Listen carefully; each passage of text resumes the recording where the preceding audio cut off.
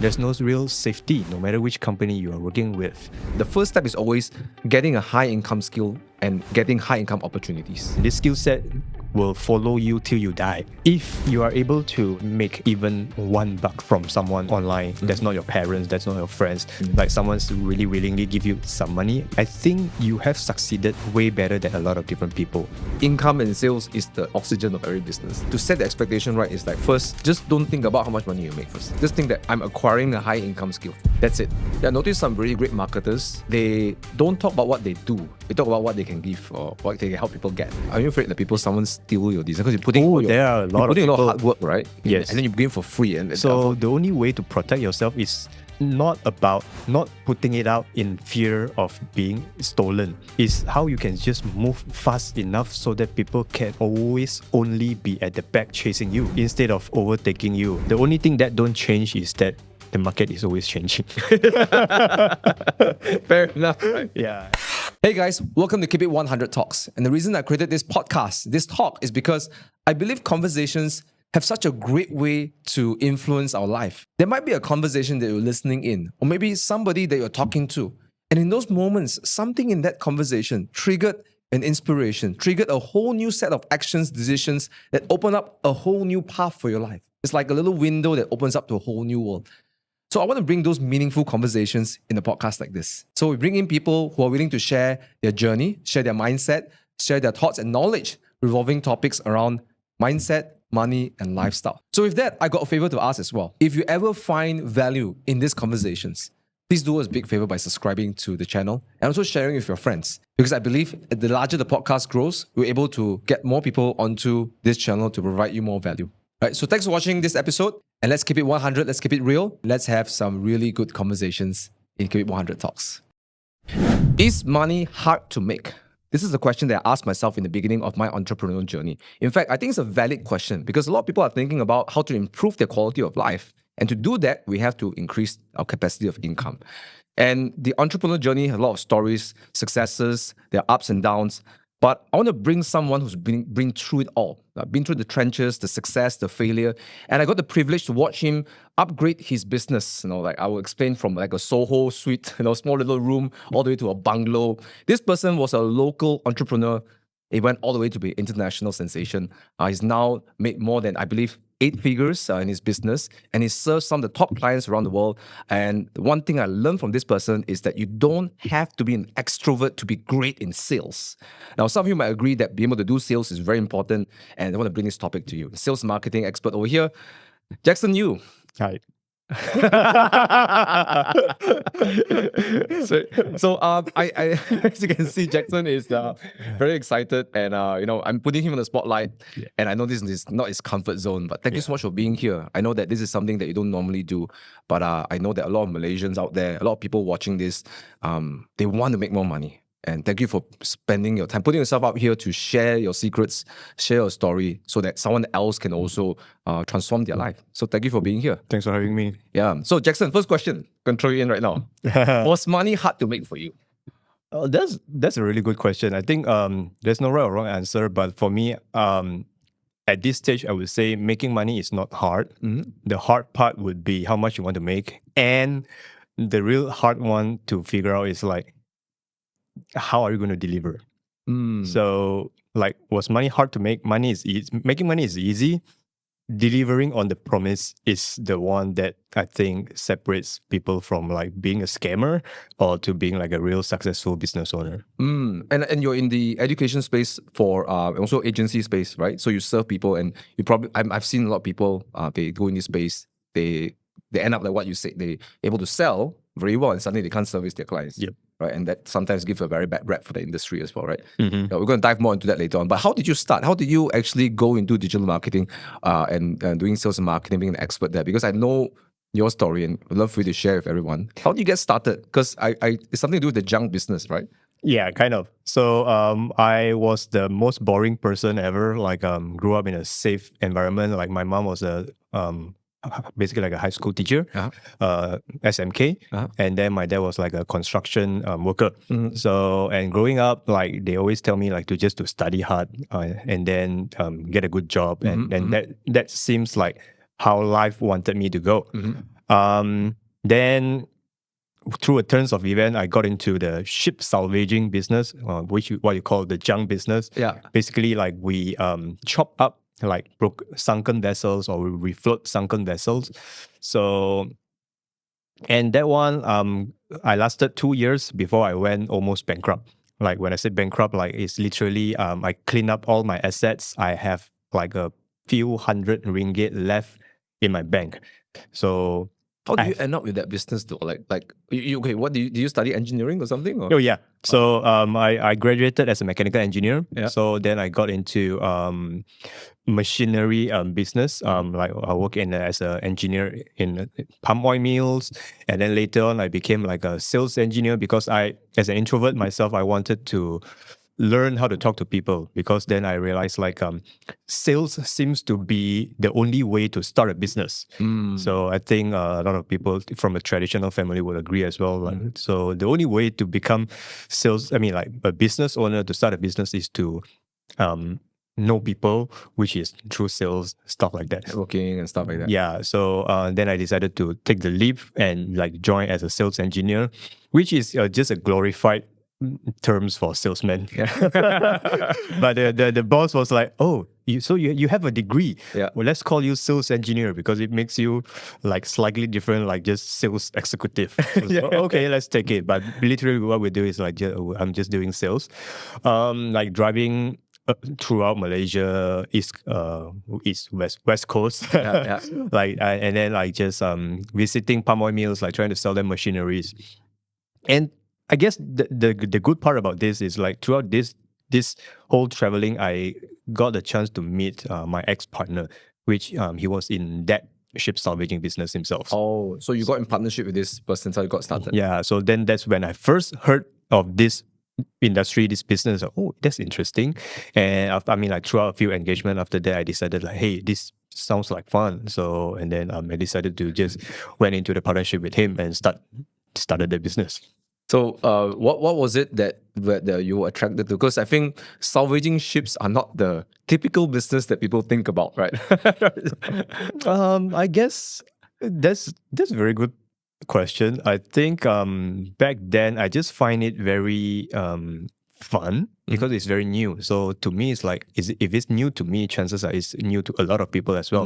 So and life has proven that. Like every time I tell people that, people is like, what is that? So but yeah, sadly it didn't turn out very successful. But yeah, what got me into that is like being a mechanical engineer from that kind of background. So like then I got to get involved into like ships and then divers, and then selling all these scraps, or like involving like really taking that engineering knowledge to the next level into something that is like very niche. I find it very, very fun. Yeah, at that time. And then 2 years later, unfortunately, yeah. So for a lot of different reasons, it ended up I decided to quit the business because it's a pretty lucrative business. Like most of the deals is at least 7 figures, and so is making money hard? No, it's really easy. Like I see my partner closing deals here and there, but the hard part is delivering on his promise. So like he promised people like, oh, so in 3 weeks time we're gonna get your vessels up. So okay, so you get the high hopes of the clients, and then 3 weeks later we are still trying to figure out how to get approval from Jabatan Laut. oh man, And then another 3 weeks later, maybe we were just trying to get our vessels or getting some divers in that, like a lot of different parts of the business. And I realized like, yeah, how is he able to just take that money easily, but not really delivering on the promises? So and 2 years later, I decided like this isn't really what I want to do, because of this way of doing business, managing business, and all those things. I ended up like just keep putting in my money, because the part about being a business owner is like you can stay hungry, you can don't eat for 7 days if you can tahan, but your team cannot. Like you have to anyhow feed your team, because if you don't feed your team, no one is going to do the job, and then you're still going to end up no money. Yeah. So that's what I do. I just keep pumping in money, trying to make sure they're all well fed so that they can do the work. And 2 years later, I realized like, oh, I've just put in whatever savings I've left from all the previous savings, jobs, whatever. So yeah. Yeah, I can totally relate to you. I think those of our viewers who are entrepreneurs, they know how it's like to, they have to put their team first. Sometimes which means that they have to defer their loan, they have to do things, they always put their team first. It's a very painful process, right? So so at what point you decided to, because I know I never say it yet, but Jackson has been an expert in design and marketing, right? What did you from ship, right? How did you pivot to there? Like, how did you decide to go, hey, let's go digital marketing and agencies and stuff like that? Because it's quite a 360, right? It is. So it's a very really a very different backstory. Yeah. So going almost broke. So I didn't want to go back to the 9 to 5 life anymore, because I have kind of gotten the taste of like being a business owner. So while it was busy, Yeah. I enjoyed that kind of freedom to not clocking in, and then even though we work harder than most people, 9 to 5. They say that once you become an entrepreneur, you're unemployable. Yeah. That's exactly that. So I said, oh, okay. Well, I guess so I decided to like, okay, so what else can I do? So then I decided to just go on like online, Udemy, pick up some programming skills, and then close some clients. At that time, mostly local. So it's like some friends, oh, okay, you're learning this? Oh, how about you do this for me? So, okay, thank you. And then I start taking design, right? No, it's programming. Oh, okay. Yeah. That's 2000. I think it was like 2015, around that. That time, people are starting to build websites and stuff like that. Yeah, right? people have been doing websites since 2000. So, but yeah, so it's programming. So okay, programming is a useful skill. So I decided I go and learn that, and then go and get some clients, and then start doing things. And then from there onwards, like I guess I pick up like my design sense, because when I want to deliver works, I have my own like my own requirement, my own standard. So I just pick up some like design sense, and then start doing things myself. So the way I learn it isn't really very conventional. So I kind of learned it in a very reverse engineering way. So cringe as it sounds, because I was I'm an engineer. So it's like, so this is for example, this is the website. Okay, how can I do the website? So I bought the website, and then I look at the back end infrastructure, and then I try to put one up myself that way. So that's kind of how I learned programming. So it's very different with how I teach my students now, but that was how I learned it. So throughout some tons of events, like different opportunities, like we started getting like SEO clients, or we started getting people that just want like web design. So that's kind of like in a way how I pivot into this whole internet online marketing industry. And then you later on became Funnel Duo, right? This when I met you and your brother. You guys started Funnel Duo. Yeah. Right. So my brother at that time was he had his own software company, and then they were doing software developing. And then I think at some point we both came to a conclusion that having good products is not enough. So for example, as a software house himself, he's contracted to build software, and he makes good money. But the thing is, like 3 months later, 6 months later, he realized that all these portfolios that he have done is gone. Why? Because all these people, especially back in those days, have good dreams about like, oh, I want to be the next Alibaba, or like the next Amazon, or the next Grab, the next Uber. Right? I want to start all these platforms. So then they go and hire some software companies, for example, like my brother's one. And then they start building things out. And then now they have the thing, they forgot they have to sell it. And that's what I told a lot of like, people who wants to do platform.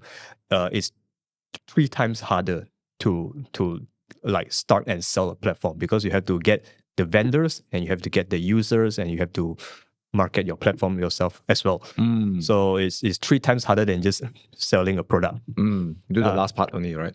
Yeah. So he came to the realization that marketing is actually very important. So he decided to quit his software company as well, and then we end up partnering together and start like the funnel duo. Because at that time I thought funnel is a cool thing, in US, but it's not something that the Malaysians were very exposed to the funnel industry. So that's how we got to the name. Yeah. I think interesting timelines, because you say about 15, 16. I think it was a time where softwares like, software web pages like Facebook, Uber, and apps like Uber, and they were popping out everywhere and like crazy. So I think it was a moment where a lot of people were trying to do the angel investing and start this kind of like unicorn companies, right? Yeah. So like and that time also economy was fully recovered in full swing, right? So a lot of people got extra money to dump into these businesses. So I can relate to that. And the second part is say funnel, because I think at this point most people know what a funnel is, or maybe like 50% of people watching, because I think Russell Brunson and ClickFunnels make funnels all pretty famous, right? And then when you guys came out with Funnel Duo, so you guys help people build funnels, right? And I think you call it Funnel Duo. Definitely ask, is it because you and your brother are brothers? So it's duo? He hated that name, but he decided to just go with it anyway. But yeah, it was that funnel duo, so 2%. Okay. So yeah, I didn't know what was a better name. So throughout this whole journey, was money difficult to make for you, or was it always a challenge? So back to what I was saying, like from that previous venture, I realized like making money is really easy, but like delivering is hard. So and then like for me, when I started like a kind of like a freelancer, solopreneur myself, like getting that money isn't that hard. So for me, the way out is I learned programming and then I deliver the projects. So then I guess the harder question would be how to keep getting and keep making more money. So, and that's where like skill comes in, like how to scale or how to automate, buy back your time, whatsoever, right? But the prerequisite is really like having a skill, because as long as you have a skill, regardless of whatever skill that is, that means like at some point you will be able to monetize it. So, so starting that company together, like we realized like marketing is the thing like everyone needs. So, and this is funny because like whichever event or convention or whatever that we go to, and if we introduce ourselves as a marketer, everyone loves us. Everyone starts asking like, oh, what you do? Oh, do you do this? Do you do that? So and we realize that's both the good thing and the bad thing. Good thing is because there's really high demand everywhere, every time. The bad thing is that you might get sidetracked. Because now you seize all the opportunities and then you want to grab them all. Do you do SEO? Yes, I do. Do you do content? Oh, yes, I do. So it's like, so we were at that when we first started, we were kind of like trying to figure out like, we have no clear sense of like what we want to focus on, even though we call funnel duo, but like whenever there's opportunity, we just take it. So yeah, money is not hard, but like delivering it, so then we have to learn what and fulfill whatever we promise. Would you say that when you started to specialize, things started to like take on a different direction and velocity altogether? 100%. Yes. So the things really pick up when we figure out like who we want to serve. So in a way, because like what I was saying earlier, we just say yes to whatever, all kinds of opportunities that pops up. I joined BNI. I woke up every day 5 a.m. or something, and then You're not a morning person, right? I'm an okay morning person, but that is extreme. And then you're an introvert, you like to go and meet people and everything, right? So I was told like to be successful in business, you have to be good in talking, good in sales. So that's why I push myself to go and join like BNI, go to conventions, try to meet people. But at the end of the day, I was always very drained out because I'm really not someone that enjoys like this kind of cold conversation, especially when you have like when you attach money to it, it became more stressful because now what you're doing is like you go into the convention, it's like you try to target like who could be the person that gives you money, and then you want to be able to like having that conversation while trying to close them or like interest them at the same time. It becomes very stressful to the brain and also whatever. So so that was the kind of the so when did you guys specialize. There was a turning point in a business. They say the specializing, because now you know how to make money and you got a lot of opportunities. And you said the mistake you had was you're doing everything. So now you're going to specialization. And what do you guys specialize? Because I think there was a moment in time where I met you in 2019. It was a National Achievers Congress. We were both in the front seat, so we got to take pictures with Gary Vee, right? Yeah. I still remember you were having like some Silver hair, white right? silver hair. Silver hair, right? Yeah. Probably turned brownish really, I don't know, but yeah, had a weird hairstyle, right? Yeah. Yeah. So we met there, and then this is something really amazing. I want to bring this up because you did something really amazing. He at that point, Richard Tan, which is the founder of Success Resources, he offered a mentoring program, and the mentoring program was super simple. It's like 100,000 ringgit. Was it ringgit or US dollars? Ringgit, right? Ringgit. Luckily it was ringgit, right? and he said, you get to travel with me throughout the world, behind the scenes of how I run my 8-figure or probably more business. If you guys don't know what Successful Resources are, they are the company that promotes seminars, the leader in the world. They promote like for Tony Robbins and MMI and all these like big speakers. They pack the whole house like with thousands, tens of thousands of people. So anyways, he said, we'll 100,000 ringgit, you get to follow me behind the scenes, you buy your ticket, and you go follow me wherever I go. And then this guy, and he said, yeah, and then he stood up and then he went for the package, right? So question over here, two questions. One, maybe before you go into the specializing, I think it's a very important mindset there. 100,000 ringgit, right? For most people, it's like 100,000 ringgit. Why did you put the money in? And were you like confident that you can get the money back, or were you like, what was going through your mind when you put 100,000 ringgit in that like short 5-minute pitch from him? 5-minute pitch. Yeah, it was a very short pitch. Yeah. And it was probably the fastest decision ever made for that kind of money. It's very different like buying houses. And at that time, I have never spent that huge amount of money ever before. Even as a business owner, like we used to collect monies, but we don't spend that. So, but I think, and also talking back into like, I'm grateful that I decided to actually go to the event, because that is actually really the pivot moment.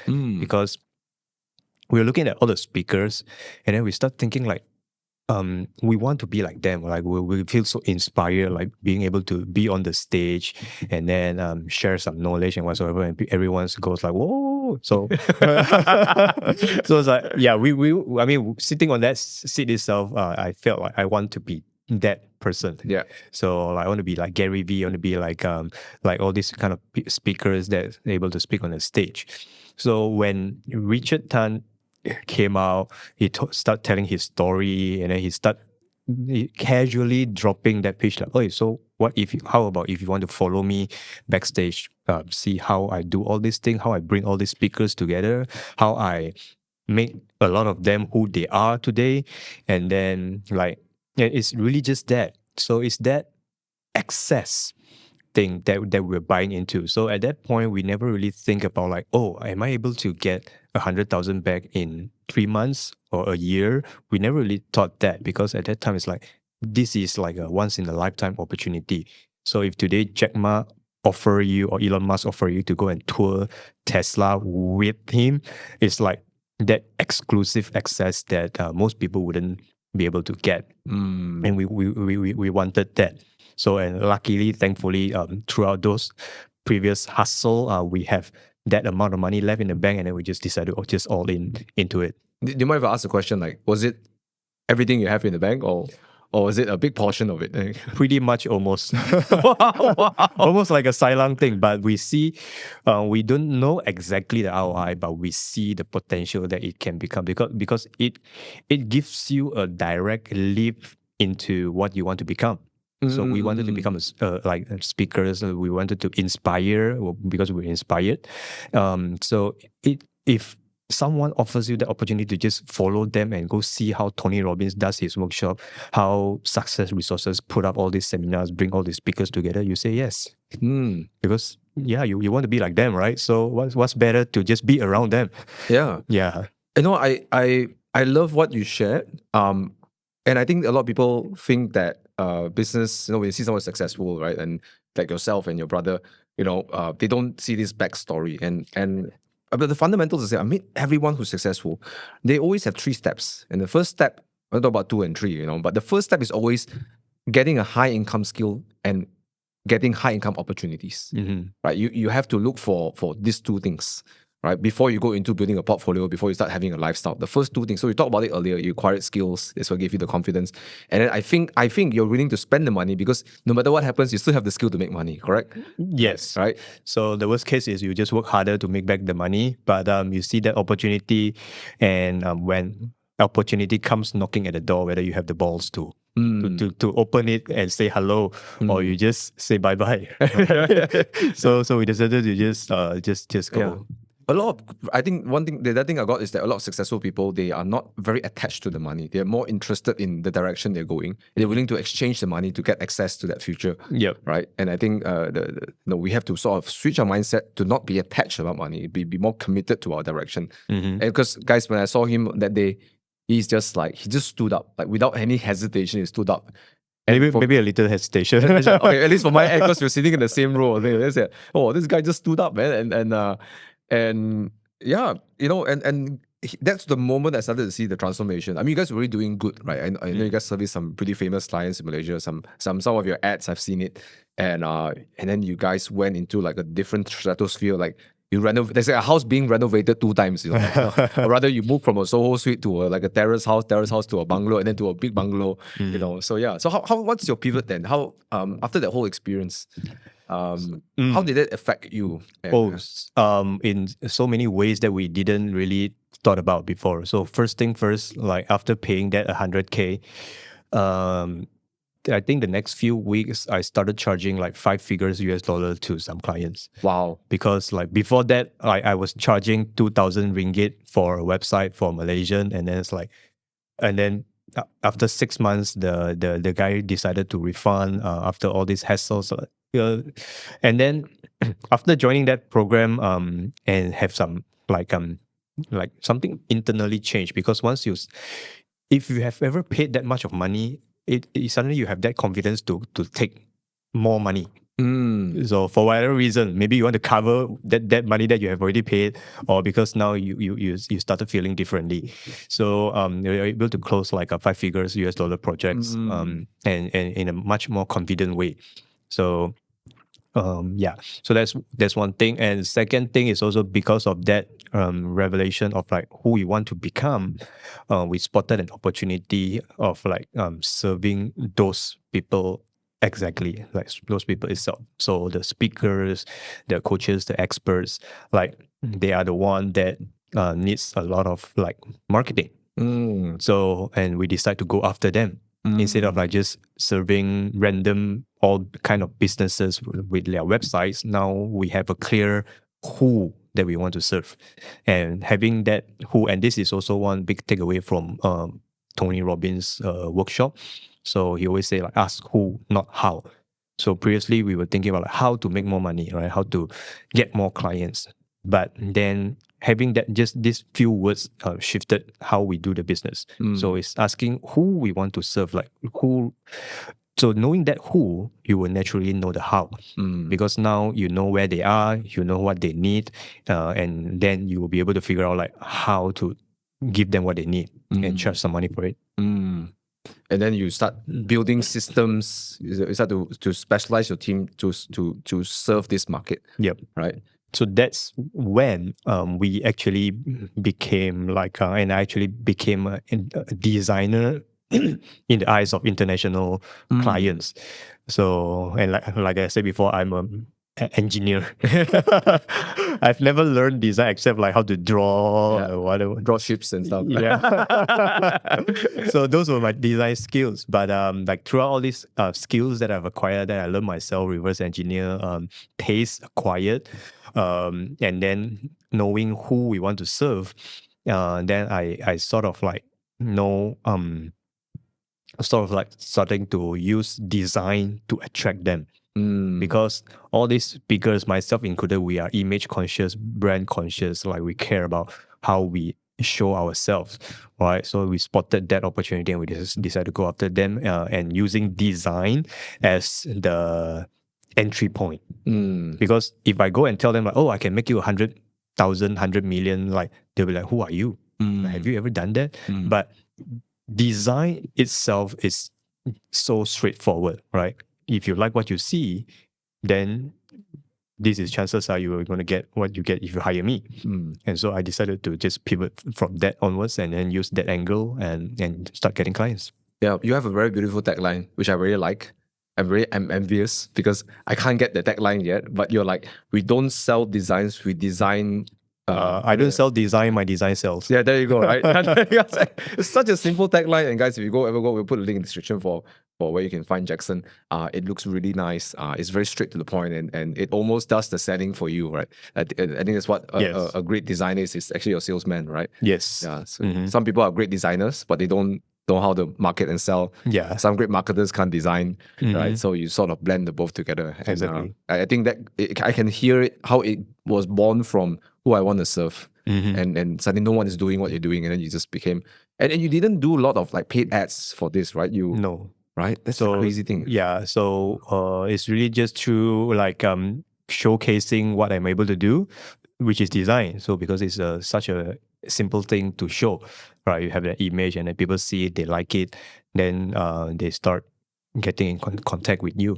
So and then like also what I did is also like putting out some values, really just sharing some tips and tricks, and then that got the attention of a lot of different people as well, and I started getting big names that started to like just DM me, and I had to think like, is this real? Is this a scam? Is this scam? So I actually click into the profile and it's like, go and check, like, is there a typo in the name? Is this a real person? Or is it a fake person? And then I realized, oh yeah, it's real. And like Franken is one of your, he's like one of the legends in marketing. Right? My dealer is the first one to reach out. Oh really? So it's like, my dealer, I've seen this name, definitely. Like seems like it is a very There's a spelling error on their email. This is a scam you, Mikey dealer or something. Yeah, exactly. So I have to go and do the check on the profile and make sure like it's the real person. And the funny thing is like we always thought like big names have some kind of ego, but he has none. Like he reached out in a very genuine manner, like very straightforward message, no fluff, but not putting you down in a bad way as well. Like not asking you like, can you do free jobs for me, or not that kind of things. It's really like, oh, I like what you do. Like I want to do this. How much? So it's very straightforward, simple deal. No, I have a theory.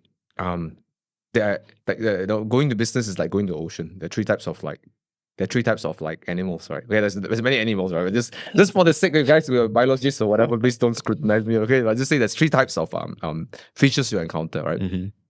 The first one, like the fishes, like the small fishes, and they are the noisiest in the market. They'll comment a lot, they will say a lot of things, they have a lot of things to say about your product, they'll ask for discount, ask for this, ask for that, right? These are the fishes, right? And then number two are the dolphins. Dolphins will come around. Dolphins are a bit smarter. Means when I say dolphin is because dolphins are more they're intelligent. They can think. They can emote. They can connect with humans even. So dolphins start to ask smart questions. They ask the questions that are relevant, right? Maybe they are a bit slightly cautious, but so optimistic. But they ask more questions. And then the third one is what I call the whale. Right? The whales are the ones who bite, then decide later, right? So this. They might not invest, then figure out later.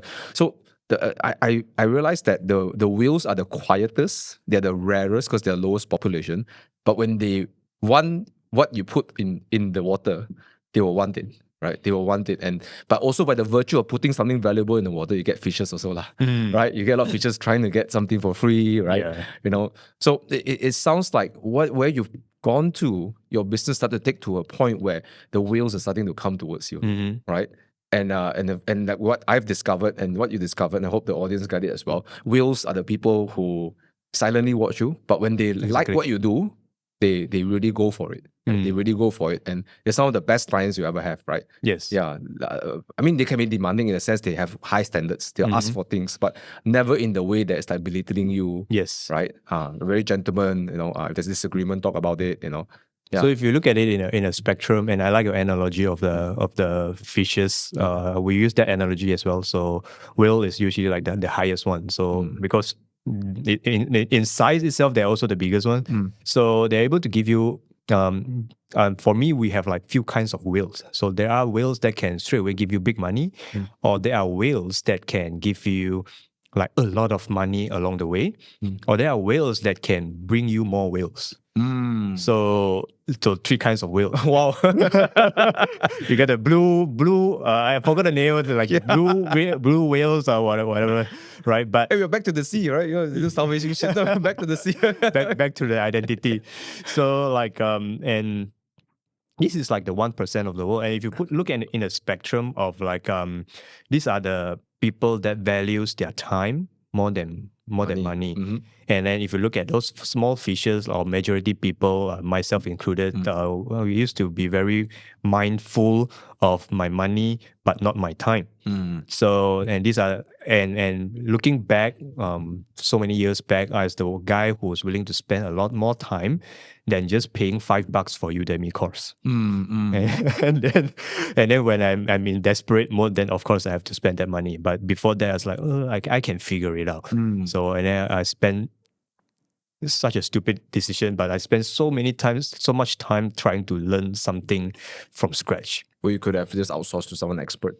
Or where I could just, buy like a very straightforward teaching from someone, get direct guidance. I guess you don't have the access to the kind of money yet. You start with buying access to mentorship and buying access to courses. Yeah. Which is so cheap nowadays. Back in the days, is you have to go to university, you have to go and learn something new. So, I mean, like, if you look at the university, that's also one of the controversial people want to put them down as like it's the biggest scam in the world. Yeah. Because if you look at it, like, you've never questioned how much money you're going to get out of the university, right?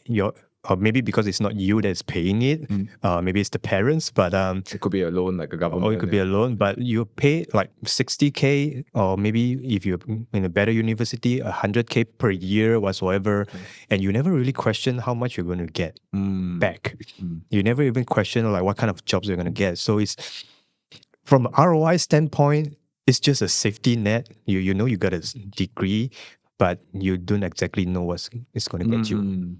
Right. So compared to like if you look at so many other different opportunities out there, you then you start thinking from an ROI perspective, but you never really go and compare like the university days. Like, why are you willing to spend so much for this?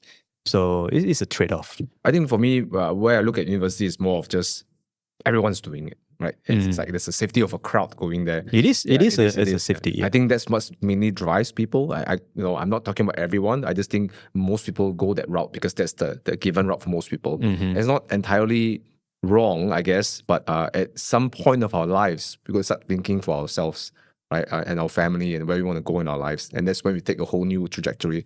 I'm sure entrepreneurs always have this point where we start thinking, okay, where I want to go with my life, right? Yeah.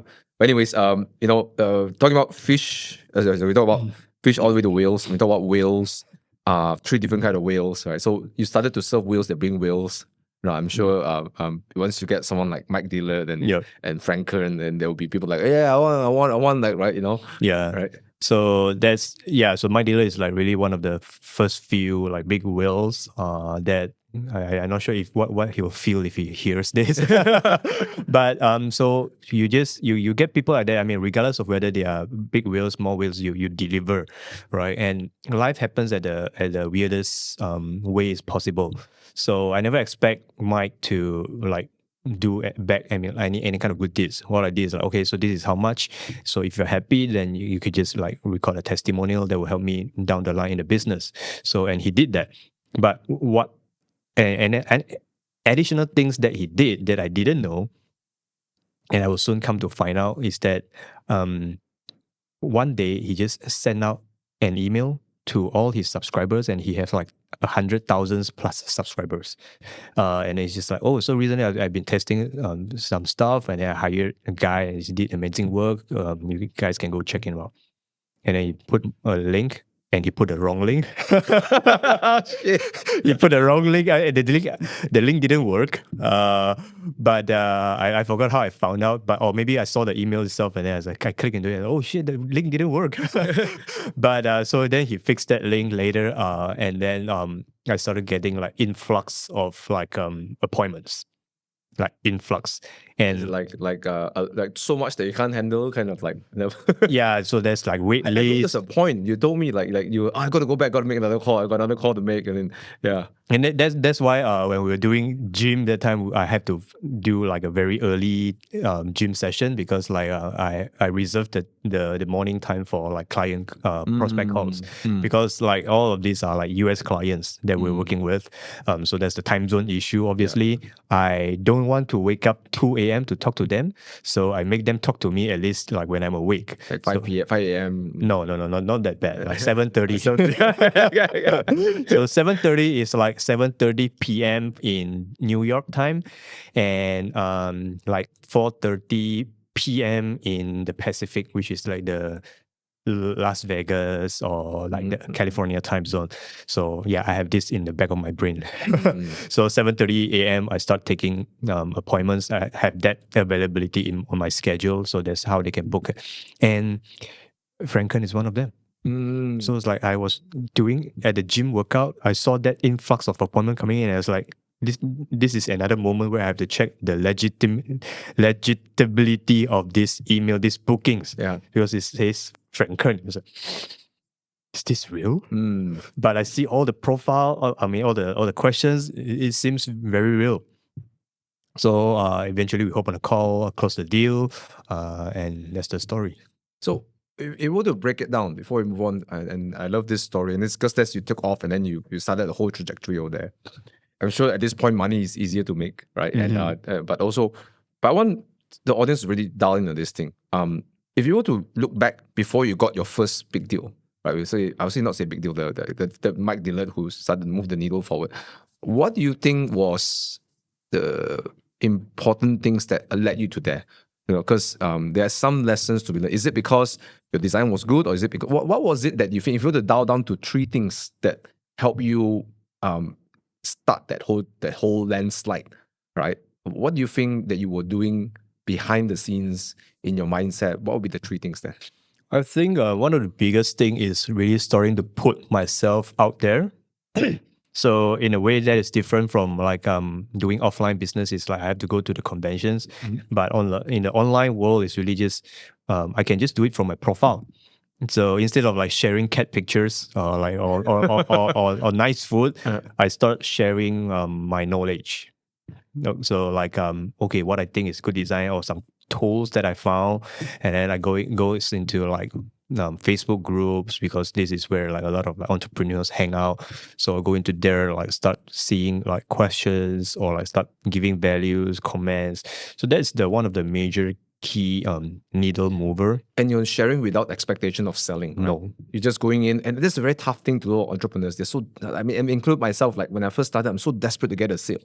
So your mindset is just let me add value, right? Just share. Well, I mean, if I have to be honest, of course I wish for some comments and likes, but in retrospect, I'll say none of those are important because like I mean, I didn't expect sales from the post itself. I was only expecting like engagement likes because that at least validate my thoughts of like whether this works or not, whether people sees it. But in retrospect, it's really not that important because there are people, for example, Mike Dillard, he never commented in any single thing. He never likes, but suddenly there he is in the inbox, right? So that's exactly what you said. They're just looking, so they might not have the time or bothered enough to leave comments to tell you how good you are. Or share. Although some people did do that, but my point is like there are a lot of people that's really just watching, but you don't know it, and it's not important that you know it. You just have to like do it, and then things happen. That's amazing, man. Because like you're doing all this labor without work, and this is something only an entrepreneur willing to trade off to do something without immediate payback, right? You know, for something long term, right? So you're sharing your knowledge and you're putting your design out there, putting yourself out there for free, which is amazing because you know nowadays this is how we do business. Now social media we can access the world for free, right? This is this is the I know I'm saying this with a lot of passion because this is the best time ever to start something because this is free, right? Yes. Anyway, so what's the next thing then? So definitely, I mean, like knowledge, and then of course, I think one advantage is the design. So and because like having that design instead of just text written posts, like having those design instantly gives people the credibility that this guy knows what he's talking about, right? Or at least like he can do this, right? And because I did that, so yeah, so that's the second thing. A question to the second thing though. Don't you scared? Are you afraid that someone steal your design? Because you're putting there are a lot you're of putting a lot of people. hard work, right? Yes. And then you give for free. And for a designer standpoint, it's like, why are we so stupid? You put your best work out there. And I saw some of the designs when you put out that time. It looks like for me, in my impression, it was your best work. It wasn't like your half-ass work. I tease you to buy my work. You're really putting good design out there. People were stealing, right? There were people stealing it, and funny you said those were the best design, because in retrospect I look at it, those were so. Really? But at that time it was the best. Okay. Like, it was what I thought was the one of the best as well. Just that now that I look at it, but trend change, like design trends change. So that's one of the reasons. But so yeah, people were stealing it, but I think if you don't know, you don't know. So that's fine. And there are people who saw it and then come and tell me, and then I just write a post about it and move on.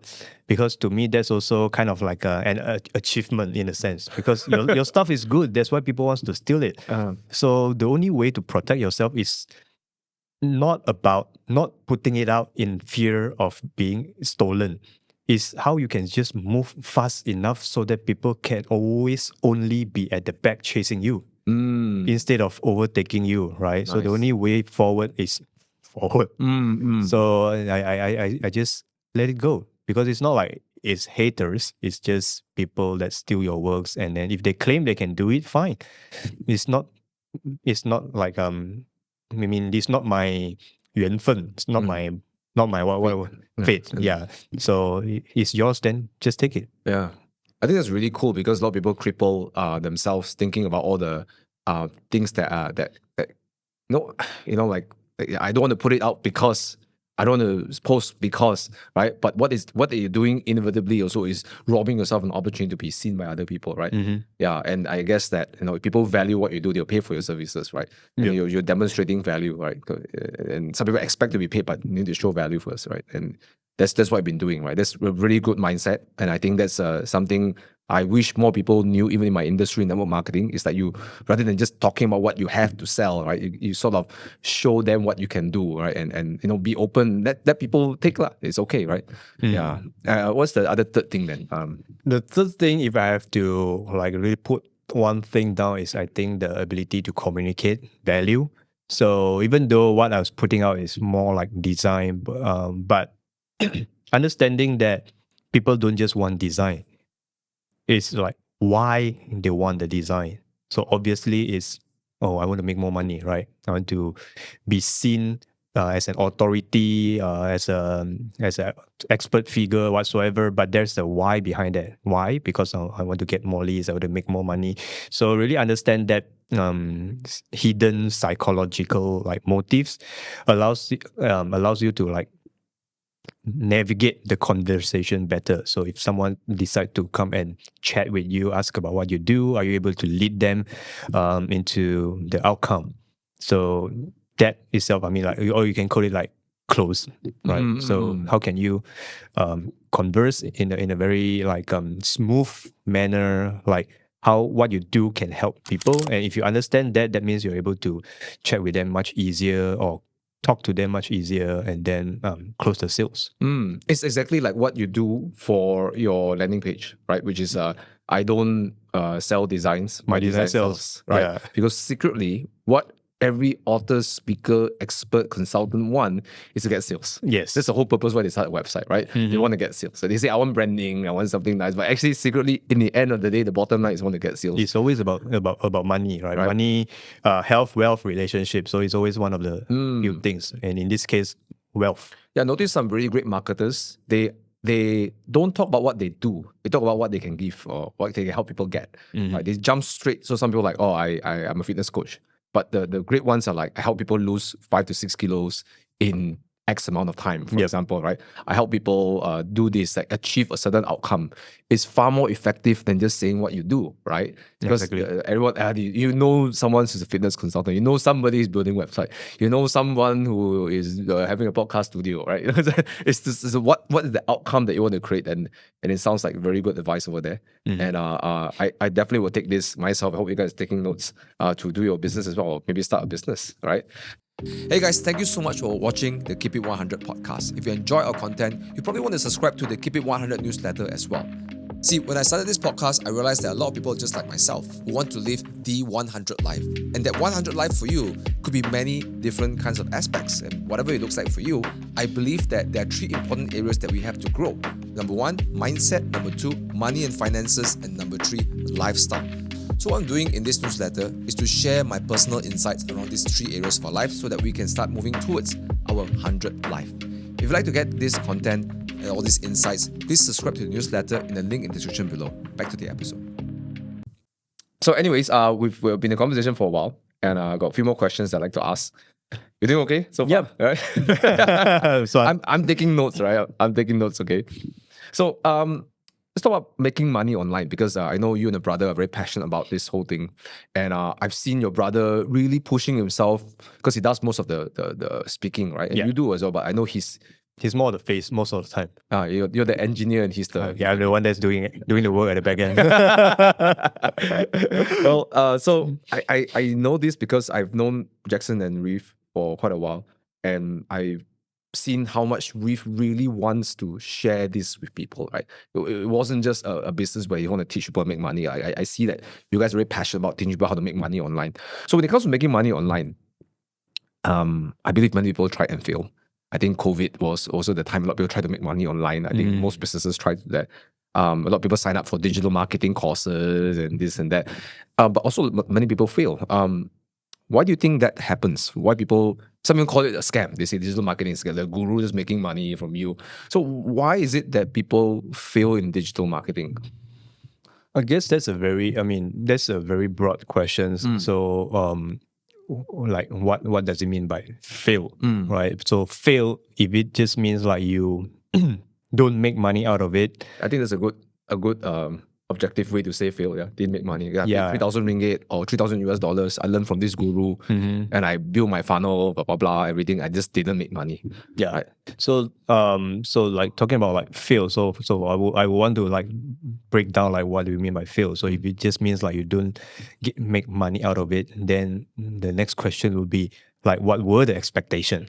Like we're expecting to like make 30,000 in what 30 minutes or what, right? So many people like jump straight into conclusion of like calling themselves this thing fail or whatsoever, but a lot of time is, I mean, if you look at it, like, are you really doing all those things that you are learning and taught, or like do you just in your mind try to kind of like what simulate the scenario and come to the conclusion that this doesn't work.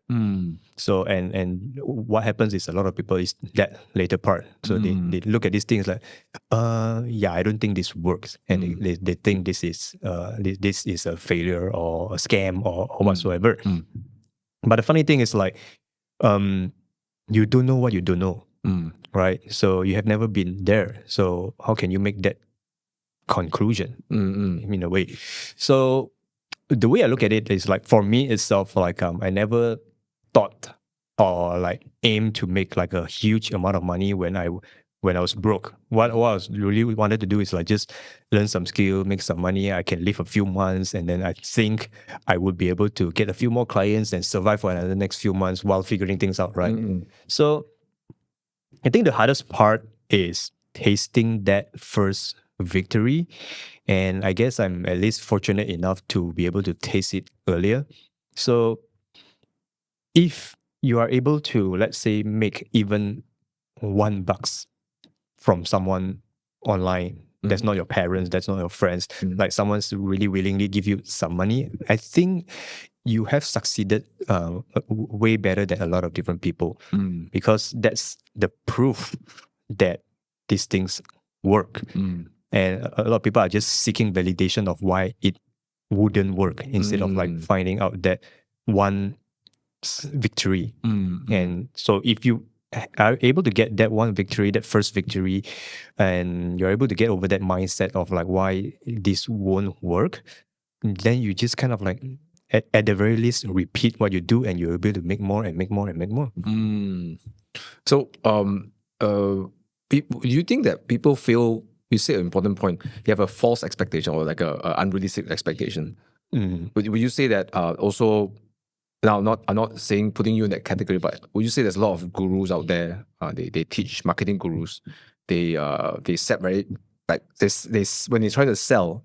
Because in my experience, I also seen some gurus. They sort of give a very unrealistic expectation, right? So what would be a realistic expectation? Let's say if I'm your client, I come and sign up with you and Jackson, Jackson and Reeve, and I don't speak Mandarin, so if I probably will struggle in your class. But let's say I do. I understand your courses, right? What is a good expectation that I can start making money with digital marketing? So in terms of the amount, well, what you can get, like you say, right? You define the success first, right? Give a realistic expectation. So maybe number one is that what is a realistic expectation to be fair, right? So the very realistic one is complete noob, you know. Yeah, I think like knowing that what you're learning is something that people want, is a skill, and it's a high income or high leverage, whatever skill. Because like I said, like marketing, everyone wants marketing. Everyone in the world wants someone to help them to sell something, even better for free. So the only thing that you're doing differently is like you can start charging or charge higher along the way where you're able to get more results. So the very safety net is like you are able to obtain a skill set, right? And this skill set will follow you till you die, till the day you die, because it changes your mindset, it changes how you do things, how you talk to people and stuff like that. And making money is just a byproduct of choices. We have students that after learning the skills, go back and negotiate with the employer, his boss, and literally doubles his salary. So like from 2,000 plus as a fresh grad to 5K as a fresh grad. Wow. Because he learned the skill of like marketing skill that the employer or the boss thought is valuable, that can help get money. The boss to make more money. Yeah. So that's one way.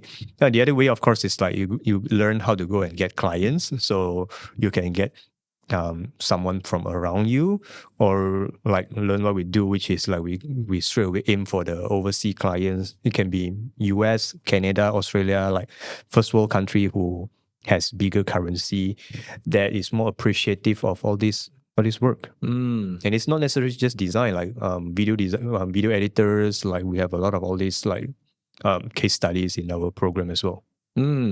So you say an important point. When something's dawned upon me, every business wants to make money, right? So it's like money, income and sales is the oxygen of every business. And if you can bring that to your client, it's definitely something you can. It's going to be. I think everyone thinks about it, right? Everyone thinks about it.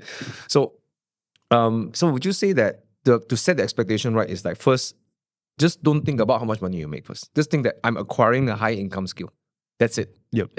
Set the expectation. Then, of course, how much money you make, it depends on how you take action with it, right? Whether you take it as a hobby action, or take it as a serious action, right? I think that's very important, right? Because how much money you make is a very broad question. So, and we get these questions in our community all the time, like, oh, I just charge him like $500 for a single page. Do you think it's too high or too low? I think it's a bit too low.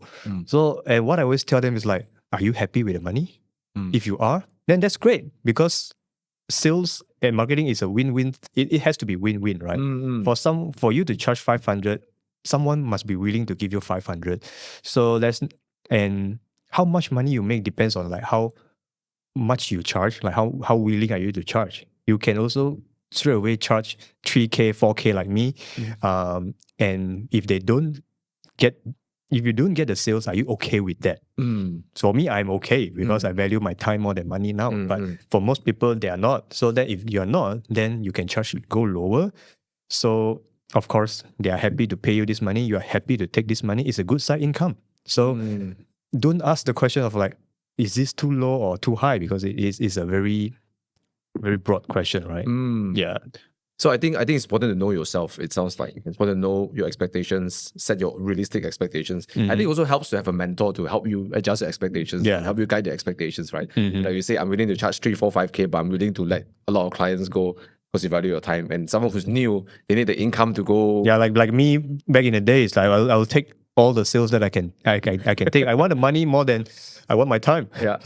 Because I didn't have a choice. Yeah. Right. So now, I mean, like once you start making all those money, then now you can talk about like choice. Now you have ability and freedom to choose who you want to do, what you want to do, and at that point, then you can start to evaluate if this is something you want to do more or less. So bottom line, you must treat it as I'm learning a high income skill. That's the first one. Then the second one is like, okay, be clear about how much you want to make, how much clients you want to get, what's your goals, etc., right? But I think it's one more thing I want to put in, I guess, is my point of view about to call it law of mastery. I'm a big fan of Robert Greene. He's a writer for the 8 Laws of Power, and one of the books he's written is called Mastery. And he talks about the path of the apprentice. So if you want to be successful at something in life, you want to be extraordinary, you have to be an apprentice. And from a big summary from the book, okay, some of you are Robert Greene fans, so I'm going to put my version of it, is that being an apprentice doesn't mean you submit to a mentor, like you kowtow to a mentor. It means that you submit to reality. You say that the reality is, I don't have this skill. I can't make money, right? That's the reality. I need more money, right? Just being honest with yourself, and you submit to that reality. And when you submit to that reality, the teacher will appear, right? Then the teacher, whatever the teacher says, it can be the same thing the teacher says. Or the teacher could be a book, it could be a Udemy course, it could be a YouTube video, it could be an actual course that you attend. But the difference is now when the information comes, you're listening from a hungry apprentice. Therefore, your application is even faster and more committed than anything else. Because I'm sure you've seen people, we see many people in many seminars, they sit next to you, but after 5 years, they're still the same, right? And but some people, it's like after the seminar, after like 3 days, they're already like, cannot sleep, and they are rushing off to the next project, right? Right.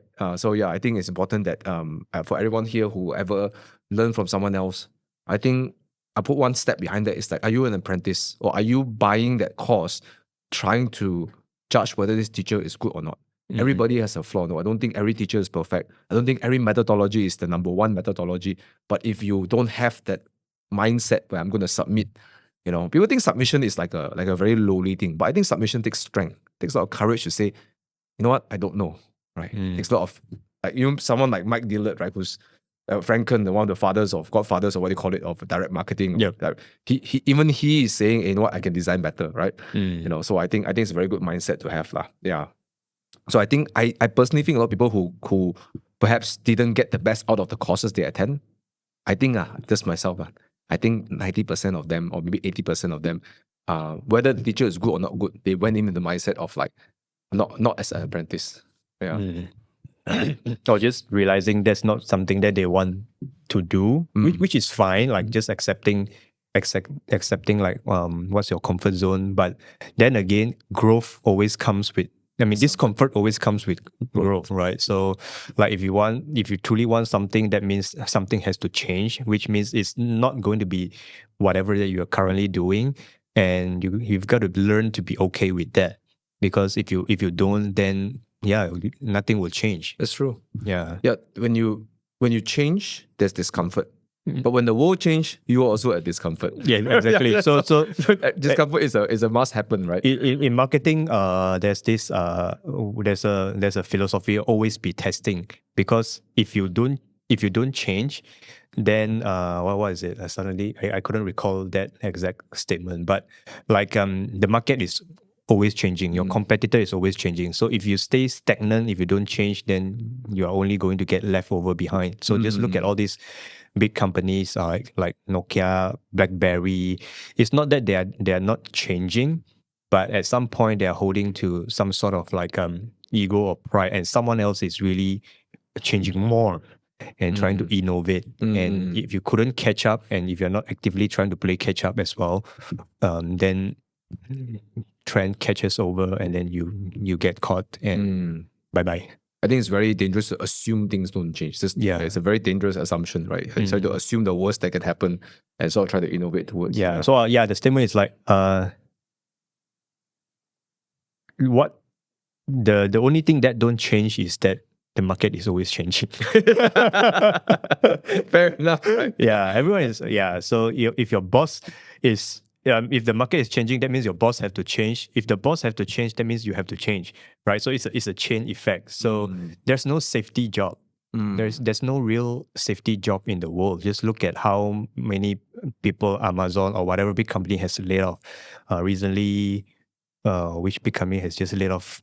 So Microsoft or Intel, I think. I think Microsoft too. But I mean, like, yeah. So because of AI. I have a friend who's in Facebook, just got laid off like three weeks ago, with one single email. Wow. So regardless He of knew what it was coming? no. Huh? So then that's the thing. There's no real safety, no matter which company you are working with.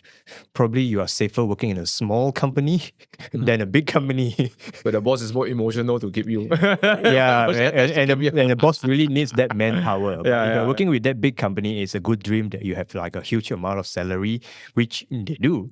But what's unchanged is that you're also always going to get laid off like when shit happens. So it's just a matter of like which department, whether they lay off the manager level or they lay off the low level or whatsoever, like someone is always going to go. So whether it's you, is it now or is it sometimes down the line? So there's no real safety. Would you agree that it's not personal? It's just It's not companies personal. doing what they want to do. Exactly. As a company, for a company to grow or like to cut costs or like when trend change, they have to do something, right? So from a company standpoint, it's nothing personal. But from a personal standpoint, of course, you think it's personal. But you have to face that reality. That's how things are. Yeah, it's bad.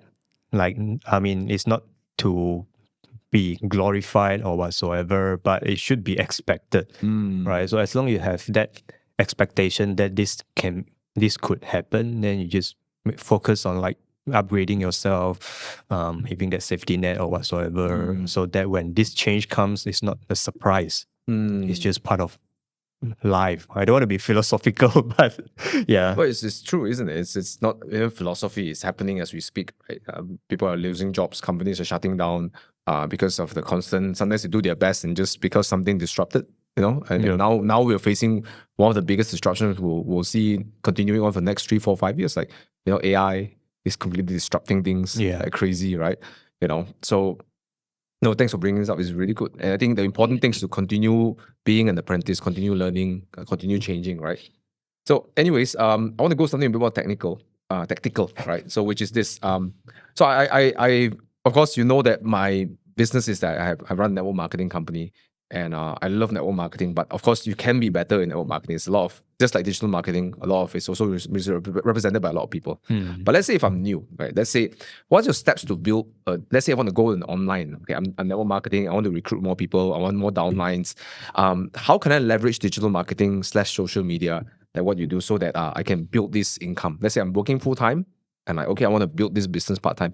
What would be your steps? Or let's say I'm your client, what's your next steps I need to do? So if you say you're like a network marketer, then I guess if you're new, I'm assuming you want to sell products instead of like recruit, right? So if you want to sell products, then the easiest way, of course, like just use social media, like put yourself out there. So like, I think the easiest way to start and not to complicate things is really just share like why you decide to go into this. Right? Why you decide to do this? What's the benefit? So along the way, definitely you're going to learn something about the product, about the company, case study, testimonials, whatever. Share the feelings, share the story, and just put it out. I think that's the simplest thing to not overcomplicate. And do I share it on my personal page? Do I go into like groups or? I think personal is the easiest one because it's your own wall, right? It's your own house. You can do whatever you want on your own house. And then of course, like you can find groups that you can join and understand that you're playing by the rules of others and just not break the rules. So if they allow you to share stuff, post stuff there, then of course you can do that. So the idea of whatever marketing sales is like you have to get the attention, which is the traffic. Right, we didn't talk about. I mean, offer is one thing, funnel is another thing. But whatever it is, if you want something, you got to get attention. So you can have the best noodle shop in the whole wide world, but if there's no one knowing it, seeing it, coming into it, you're not gonna get any sales. So get that attention, like whatever you can do, right? So your own personal profile, you can go to groups. If you have money, of course, then you can run paid ads. But just know that paid ads itself is not as simple as like spend $1, get $2. There's a lot of different variables in the paid ads, right? Your headlines or copy or whatsoever. Yeah. That's what most people won't tell you to if you run ads. They'll tell you like you just put $1 and make $2. Like, it's cool. Yeah, well, one of my teachers, Ping Jun, he says that if you do that, then you're donating to the Mark Zuckerberg Foundation, you know. Yeah. so paid ads is definitely the fastest way to get attention, get traffic, but you just have to understand that most people won't have the leverage to spend or at least the confidence to spend that much of amount of money, that budget, right? So then you're only left with the free method. So the free method, then you either just you pay with your time.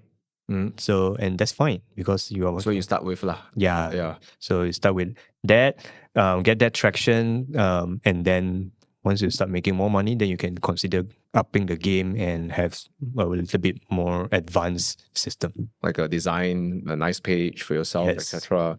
Okay. So so it's funny because you talk about funnel.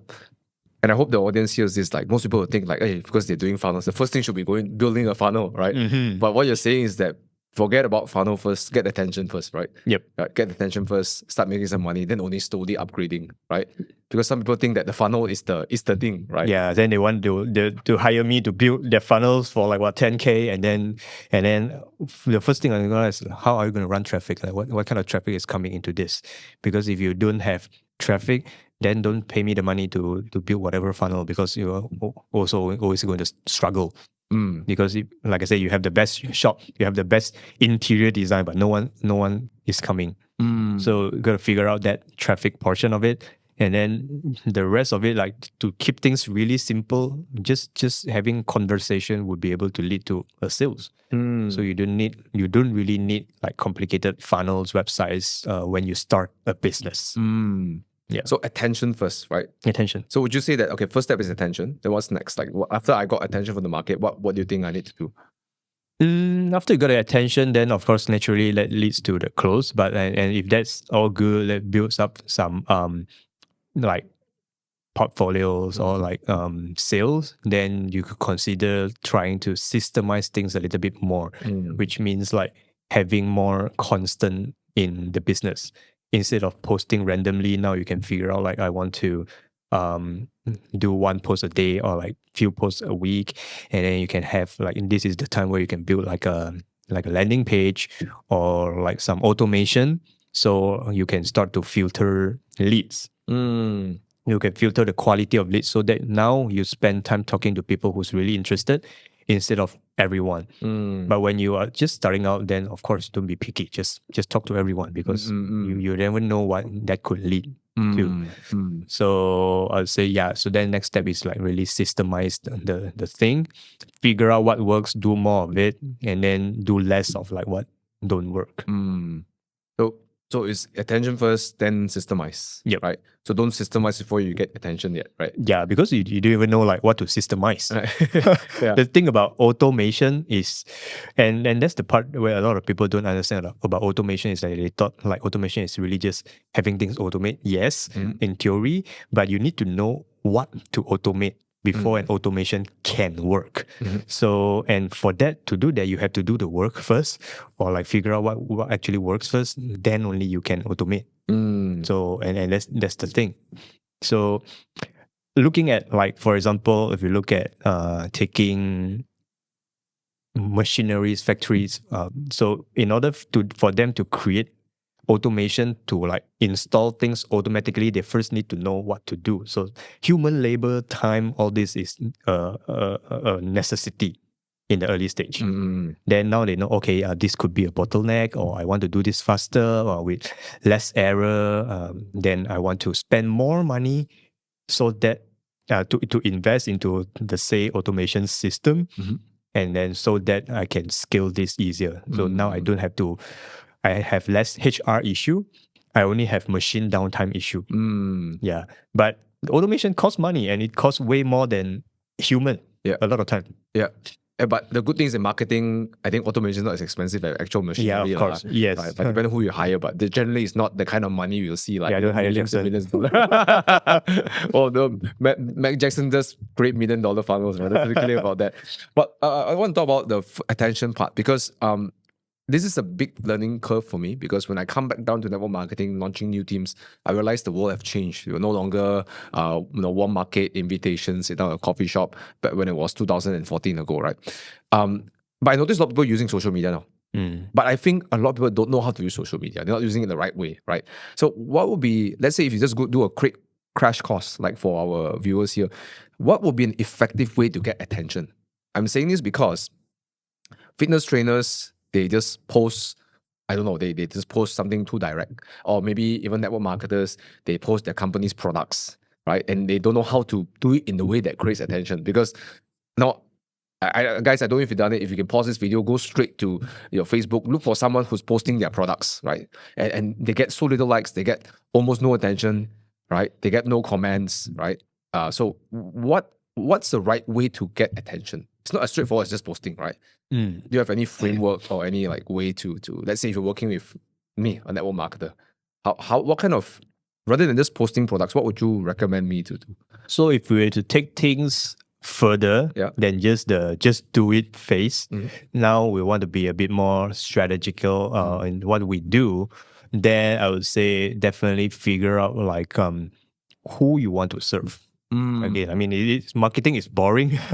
It's always going back to that fundamental, but who you want to serve. For example, like for yourself, or you say like mothers. So why I mentioned like share your own story before is because that's what you can easily start, and you are able to attract more people like you. Because only, I mean, you know the pain, the struggle, and why you decide to join this business is because blah blah blah blah. So when you share that part, and if you identify those are the audience that you want to serve, then just keep talking to that kind of audience, that exact audience. Talk about the problems, you'll be able to resonate because now it's more specific. So the worst thing to do in marketing is trying to speak to everyone, because if you speak to everyone, you speak to no one. So having that clear who would help you to like pinpoint the whole agenda of your content. So now you know, okay, you want to talk about problem for this person. Now tomorrow you want to talk about the benefits for this person, but for that same person. So then your content would be much more specific and also much more binge worthy. You can skip and still feel related and resonate. And so like what you did for your funnel design, you were specifically talking to the experts, consultants, coaches. Yes. Right. So let's say if I'm trying to go in network marketing and try to talk to everybody, I'll get nobody, right? So let's say I want to work specifically for people under 30 to touch their first 5 figures income per month, right? So it's like very specific. Is it specific enough? Like, it's a good start. Good start, right? It's a good start. Yeah. So I want to target a specific person, or could be a stay-at-home mom, stay-at-home dad. Say I want to help moms make their first 5 figures in this model, right? Or help them, generate a significant income, right? So what you're trying to say is that try to find out who you want to serve, and what kind of results you want to generate for them, right? Because people don't relate to what you do; they relate to what you can give them. Right? Yes. All right. Cool. So yeah, I think that's very necessary because I've also lately been. I wasn't lately, for the last, it's been quite a while. We've been using social media to bring leads to our business as well, and teaching my team members to do the same thing. I realized that it's important to always have the internal compass, who you're serving and what results you want to generate for them. Yeah. And that changes the whole conversation about how you speak to people, what you do, right? How do you do the FOMO though? Like, if I only help coaches, consultants, how about the rest? That's the funny thing. When you start doing that, the byproduct is other people would ask you, like, do you also do this for my industry? And now you have the choice of like whether you want to really just focus on whatever you're doing or take them on as well. So, but if you start talking to everyone, none of these people is going to come and talk to you. Do you do this for me? Because you are just like some kind of noise, and you doesn't stand out. You doesn't stand out. So in order for you to, to get attention means you need to stand out. I call it the pink cow brand. Pink cow brand, right? The pink cow You brand. cannot- I mean, I steal this from Seth Godin. He has the purple cow. Purple cow, yeah. But I decided to I wanted to use pink elephant, but I realized pink elephant is a negative connotation. Oh, really? I Yeah, didn't know that. you can Google it. So I decided, okay, yeah, then maybe just pink cow because my brand on LinkedIn is pink. Okay, got it. But anyways, yeah, just to stand out. So and I stood out really well on LinkedIn because of my pink brand, that color itself. But yeah, so you have to figure out the way to stand out, and when you stand out, when you stood out, more opportunities is going to come. So the funny part is that you are never able to measure this kind of opportunity. They just come, and the reason why it's called opportunity is because they come when you don't know it. That's why it's called opportunity. So I think it's just exactly what happened in 2019, right? You pivot. When you guys pivot directly to coach consultants and experts, suddenly you have an age where even other industries want to come in, right? Yes. And I think the same thing I see with my team members when they start focusing on one, and then suddenly they get a lot of traction, and from even the people who don't seem to be a target market, right? Yep. Yeah. So it's kind of like very counterintuitive. The less people I target, the more people I get, right? Yeah, because you suddenly, I mean, it's easier to become an expert in a smaller circle, like a targeted niche, than like the expert of the whole wide world. Right. So if you're able to go deeper into something and become that expert first, you own that. They call it the category king. Like you own that, and then slowly, like other people will relate, and then you can start to branch out your content. So yeah, so that would be the more analytical and strategical way to do things. And I think that's the same for fitness trainers, for anyone, any industry, right? I think Exactly. you want to have a specialization before you go branch out, and your communication, which is your marketing, your attention, has to direct towards that effort, right? Yeah. So finding that in marketing we call it a unique mechanism. So if you don't have the unique mechanism, then the unique mechanism is you. So and there's only one you. So quoting Chris Do, it's like be the youest you. Oh, you're Jackson Yu. Oh yeah, Jackson Yu. So be because there's only one you, Y-O-U, not Y-E-W. So sharing your own story is the easiest way to start, period. Yeah, I think that's so true. You always use your story, and I think a way to describe your story is like and I love this. I love working with people. You see, even though I teach network marketing and I help people with marketing, what I really like is to bring greatness out of people. Because I always believe that everybody has a story to tell. Just because Jackson make more money than me doesn't mean my story is less valuable, right? Because I think everyone has different portions of the journey that can inspire people. Maybe some people can relate more to me because I'm still in the beginning phase. Exactly. And some people cannot relate to Jackson. It's like, Jackson's signing all these big deals and stuff. I can't relate to that guy, right? So everybody has a valuable point. Like just because you're in the lower part of the mountain doesn't mean it's not valuable. I think every part is valuable. Yep. And your story can always evolve, right? Yeah. And that's the power of stories, because like you get human connection, like people relate at different part of the story. Yeah. So yeah. But you got to be willing to put yourself out there. You got to be willing to have the courage to have people dislike you, like you. But I always believe that when someone dislike you, is any leaders in the world, they have people who dislike them, and people who like them, but they get something else, the third person, the supporters. Yes. Right. So that's very true, especially in politics, right? So be polarizing. I'm not a polarized guy. I'm still trying to be, but I find it very hard. It's not me, although I do really want to try. You polarized a bit because you started 3D printing plants. I'm not a big fan of that. You follow his Facebook, he's crazy into 3D printing, and he started printing a monstera plant. Like, no, plants should be plants, right? Anyways, I'm just Yeah. But yeah, I mean, like when you polarize, like even though you get haters, at the same time you get strong supporters, people that really resonates with your cause. Yeah. But if you try to please everybody, then you don't stand out because you're just like everyone else. Yeah. So no one is like super strong in supporting you because you are not even really supporting a certain Yeah. cause. Yeah. Yeah. This my mentor said this again. Love me or hate me, there's no money in between. Peng Jun shared that with me. Love me or hate me, there's no money in between. And a lot of people seek to be liked, but like doesn't mean support. Exactly. Right? But when you're a leader of something, you may not be liked. Right? You may be liked, may not, but the important thing is they get supporters. Right? And I think I like to think clients are your supporters, right? They support you, and they're better than clients because they tell people about you, right? They're even better than 100%. So yeah, they tell people about you, right? So there's a you was you, right? They talk about you, right? Jackson, you and review, okay. So we talked a lot about a lot of stuff today. We've got a little bit more time left. I want to talk about something. The last topic, maybe it's a bit different, is this. Running a business can be very lonely, I think. Those of you are entrepreneurs, you may know this.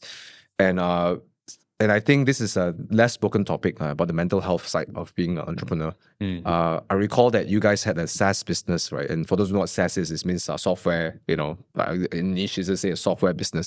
And you guys are doing really well. I saw you guys pack out seminars and you guys are doing this amazing SaaS business. And suddenly you left all of that. And I recall having dinner with you and your wife, and you shared about like you're prioritizing your lifestyle, So can you tell us like why did you put like you did that and then you left? What was the reason that you decided that So for us to start the SaaS, I mean, I'm just going to just zoom out a bit and go into like why I decided to go into SaaS when I was doing agency so well. So the problem with agency is like we always have the thoughts of like we don't have something for ourselves. We're helping other people make money. Right. So then we always have the dream of having some of our own products or something for ourselves.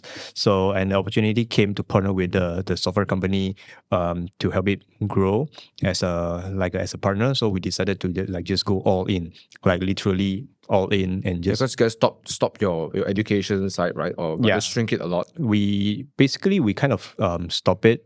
I stopped the agency from the lead gen perspective. So there are clients still coming in from referrals and all those stuff. I let it come in. I mean, like, why say no to money? But I don't actively chase clients anymore. So, and if you look at it, at that period of time, my social media kind of gone quiet. And so you're putting like 18 hours a day or something like that? What is it? You're spending like 18 hours a day in this SaaS venture, right? Yeah. So it was pretty and it was fun. I mean, I'm not saying it's not fun, but eventually we came to a realization that like there's a certain part where you consider it as an achievement, and sometimes that's enough. Like if you want to push more, is that something where you want to go? Right. So like for the software business, or like in a lot of business, it's always about like valuation and exit, right? So you either exit through IPO, so which is get listed, or you exit through someone else buying over your company. But that's it. So and everything that you're doing is for that. But then my daughter was born. And then I was spending a lot of weekends on workshops and stuff like that. So, and eventually we decide me and my brother, we kind of enjoy the freedom of running an agency, our own business, because the SaaS part is getting a little bit more closer to like corporate-ish. I mean, there's a lot of headcounts, a lot of departments to manage, the finance and then the stress and all those things. So it gone beyond the threshold that we want to keep holding for the next 5 years. So then it's like, maybe let's take a step back. So we will exit and then like take our time to figure out like what we want to do next. And that's also, I guess, the time in my life that I really know what I don't want. is another corporate life. I want to be my own boss, even though I work a lot, but I enjoy what I do. And when I enjoy what I do, I don't feel like it's work. So yeah, so that's kind of the part where we decide, okay, yeah, that's good. Then step back out, and then I went back into the agency world again. I started posting and started getting more new clients. I started exploring LinkedIn, which was why I was on LinkedIn, and then I built a name for myself there as well. And I've realized, hey, this is still fun. Like I don't need to be a billionaire software unicorn to call myself successful or happy, because along that line I realized like not all these successful software startup founders are happy as well. and because going through that stage itself, I know how stressful it is. Yeah. Were you unhappy when you were in that process? I wouldn't say I'm unhappy, but then if I sit down and look at like if I want to still keep doing that for the next 5 years, I realize the answer is no. What was that? Why was that? Because like I said, Because you were doing something in a lot of people's eyes, like, oh, that's fucking awesome, right? You know, like you're in this SaaS company, and you know, I've seen every other weekend you're running like packed jam seminars and people, you know, signing up for that, you know, and so it's good money, but it's not where I want to go in terms of like the time versus money spectrum. So whereas in the agency, I won't become a millionaire as an agency owner, but I have a lot more time, or at least like my time is way more flexible than this. So the funny part about being a business owner and having freedom is that if you keep playing or travel, what will you look like to your employee? You wouldn't really be a good like role model. Like, oh, I'm working so hard and my boss is always playing, going travel. So wasn't really a good vibe for the more corporate, more rigid environment. Whereas right now my team is lean, well paid, all happy. They can come in whatever time they want. Sometimes we work from home. Sometimes they go travel. Like one of my key person is traveling for a week right now, and that's fine. Nothing is stopping the company from running. In fact, if they are traveling, I'm happier because now I work from home. It's like, oh, you're not coming? Oh, then I don't need to come. And that's fine. So for her, she enjoys coming to the company's office. So, okay, if you come, then I come. So we have that freedom. Yeah, to really just do whatever you want in a way. I think it's important that as entrepreneurs, we need to, you know, find out what's enough. And there's a book that I recently read. It's called The Psychology of Money by Morgan Housel. I love that. One of the chapters, it says one of the most elusive thing for investors to decide is what is enough. It's so elusive that they make the most intellectual people make stupid mistakes because they keep chasing the next and the next and the next. Like there's a story of the 100 millionaire did insider trading because he wants to be richer. Yep. But he's really 100 millionaire. Like he came from the streets of India to become a multi-million, 100 millionaire. I mean, your life is really so much better.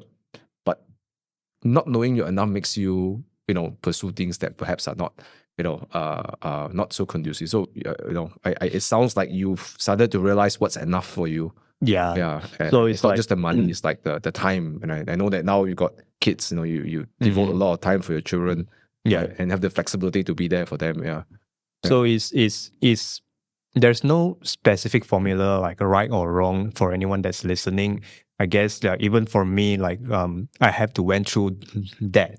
And I'm not saying it's a mistake. It's just because I would probably regret more if I didn't do that, because I didn't taste it myself. Like the whole pursuit of the SaaS business. Yes. Yeah. So if we didn't have that, then my next SaaS wouldn't have grown quite as big as fast before. So I took everything as a lesson learned, and in a very good positive way.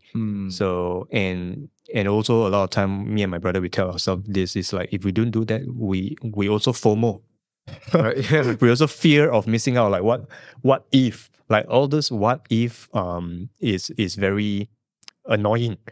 So and the good thing is like when you have a little bit of more money, that means you have a little bit more choice. You can go and try it. And if you don't like it, then just don't do it, right? But at least you try it. So now, the next time someone tells you about it, you won't get wavered easily, Right. because you have done it. You know exactly what it's like, and you can tell from an experience, not from we were talking about in the early part of the conversation. The scenarios that's running in the head, the simulation, that's not real, because you haven't really tried it yourself.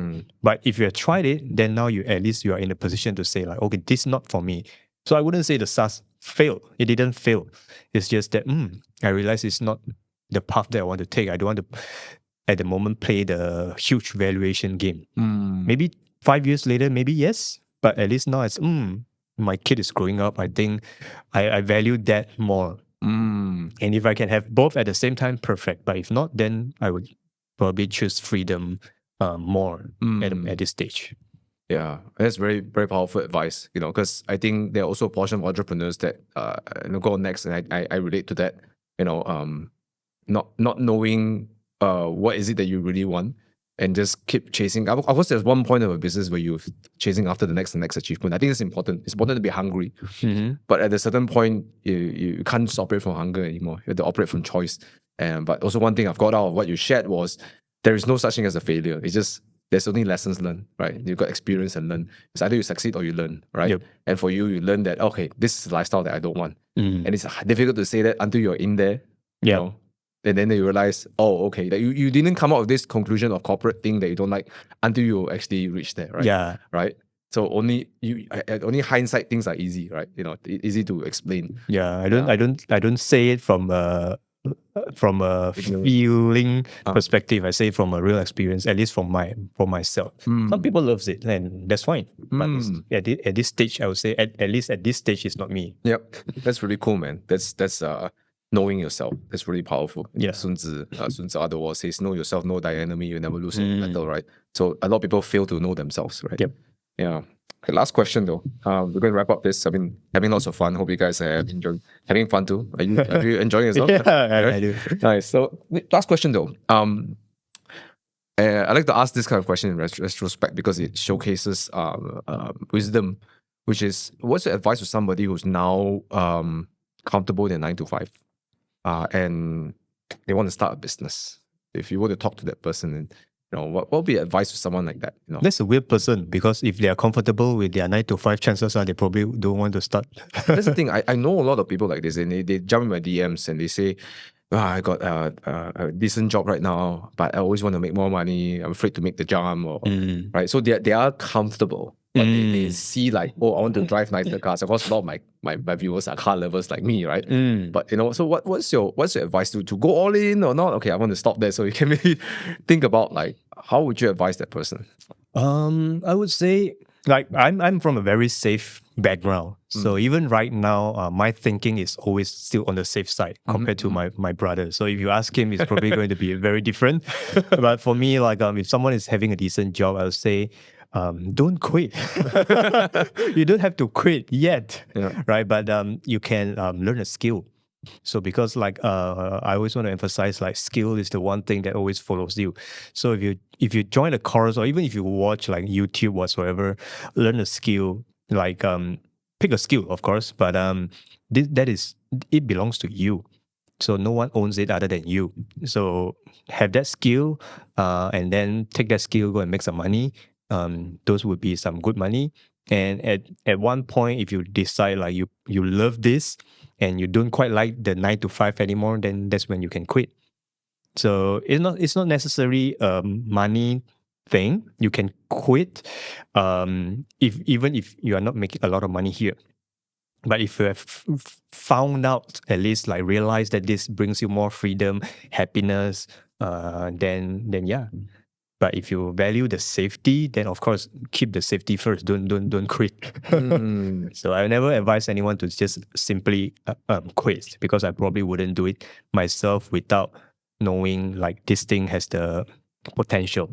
So I didn't just quit my previous sales engineer job to simply jump into the ship salvaging, but I saw that ship salvaging is interesting and then there's potential money to make in it.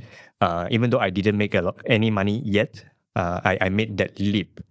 But I make that leap in a conscious mind, not because someone persuaded me to. So, and I think that's very important, because if you're able to come to that decision on your own, then you own that decision. But if you listen to someone else, then what happens if shit goes south? You're going to blame that someone. And I never want to put myself in a position for someone to simply blame me. So I still always tell you, like, you make your own decision. But I'm going to analyze, like, what's good for you, and then you can do your pick. Because at the end of the day, some people would enjoy hustling and some people would not. So it's a choice. Yeah, I'm although I'm the person who quit my job and jumped straight to my network marketing business, which I couldn't pay my rent after 3 months. But I wouldn't advise the same thing for people too. I do have the same point of view.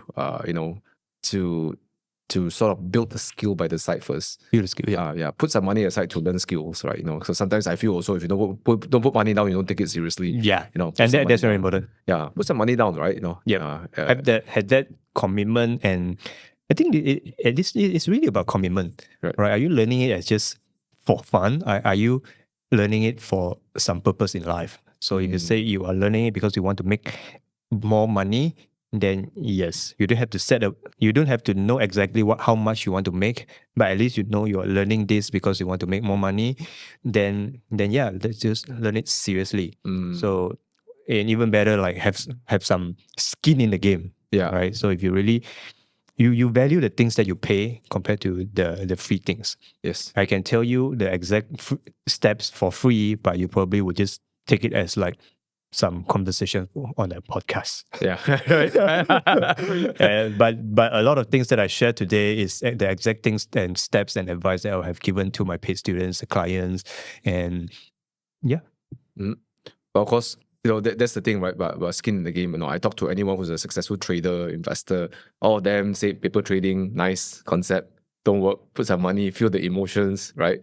And then so different, right? And same thing as learning a skill with the intention to make money, right? If you learn a skill and then you set yourself like it's a hobby, then of course you get hobby money, right? You say this is a serious project. I'm gonna push myself to make money, right? I'll push myself through the discomfort, to get to the end of it. Yeah. But I think what you say is important. One thing is like, come up with your own conclusion, come up with your own do your own research, come up with your own decision for yourself. And I think a lot of people don't want to make decisions for themselves because this is just my opinion, is that it's easier to have someone as a scapegoat in the end. But it's actually nicer to have that. It's easier. But I think the most powerful thing is to put yourself in the front seat and be responsible for everything. Right? Because ultimately, if you want to have the kind of freedom you have in money, you have to be responsible to bring in the money. Therefore, you have the freedom comes with responsibility, right? If I'm responsible, then I've got freedom, right? It's your own life. Yeah. So make your own decision, and yeah, I mean, just take everything as a lesson, and it will feel much easier compared to treating it as a failure, or like I failed this, or this is fake or scam. Because from my experience, like all these different opportunities that we have jumped from, tested, like everything works. So even in the marketing world, like people will say like, oh, webinars dead, email marketing is dead. Guess what? SMS is rising. Yeah. Like to the state that now the US forces anyone who wants to do SMS marketing to register the number instead of like just randomly now allowing them randomly to blast, because everything works. It's just to what extent, and then the timing, the trend, everything. So nothing is ever really dead. Anyways, thanks for sharing. Thanks for being here today. I've gotten a lot of value. I hope you guys are taking notes as well. If you want to find out more about what Jackson and his brother does, I put a link in the description below. You guys run courses, you guys provide mentoring, and of course you provide tools for your team members, your clients as well, right? Yep. What would be the maybe just a quick one. I know that we're running a bit out of time, but what would be the first thing? Let's say someone wants to learn from you. What would be the first thing and first step would you want them to take a look at? Definitely like join our webinar, or like just check out our social profile, like my Instagram, and see some of the stuff. If you like it, then you can find out more. There's always no pressure. We have to start from discovering over there. Yeah. Right? Okay, cool. Well, thank you so much for your time, Jackson. I've learned a lot. Always love to connect with you because I think we share a relationship that's quite different, because for some of the people who come on this show, I've known them for maybe 6 months, 1 year, but I've known you since 2019. And I watched your journey, and I really watched how you expanded, you and your brother. And by the way, congrats on the new FH32. Thank you. You went from a running horse, a Mustang, now to a jumping horse. Now it stood up finally. It's a male horse, now it's a mare. It's a female horse now. That's very technical. Yeah, I don't know if you know that, right? Ferrari's horse is a female horse, right? Okay. So congratulations on your Ferrari. you. I know you're a car guy as well. I think we reached the end of the episode. Yeah, right? thanks for having me. Before we end, thank you for your time, but also thank you for being a great inspiration, because I think there are so many people, especially in the earlier days, extroverts, and they are the ones who are talking very well, they dress very well, they speak on large stages, and they seem to only portray one type of success. So thank you for being a person who's an introvert, but letting yourself be an introvert and building the business to suit your introvert style, which I think is very inspiring, right? Because as an extrovert, I learned so much from you, and I think you're a great inspiration. Thank you for showing people that they can do it, no matter what kind of style they're at, as long as they have the internal discipline, mindset, like how you're doing. So thank you for being a great example. Thank you. Right, thank you guys. So thanks for watching. If you enjoyed this episode, please leave a comment. Please like, share, subscribe to Keep It 100 podcast, and please check out what Jackson and his brother does. Right. So we're gonna end this episode. Thank you for watching, and keep it 100. See you. Peace out.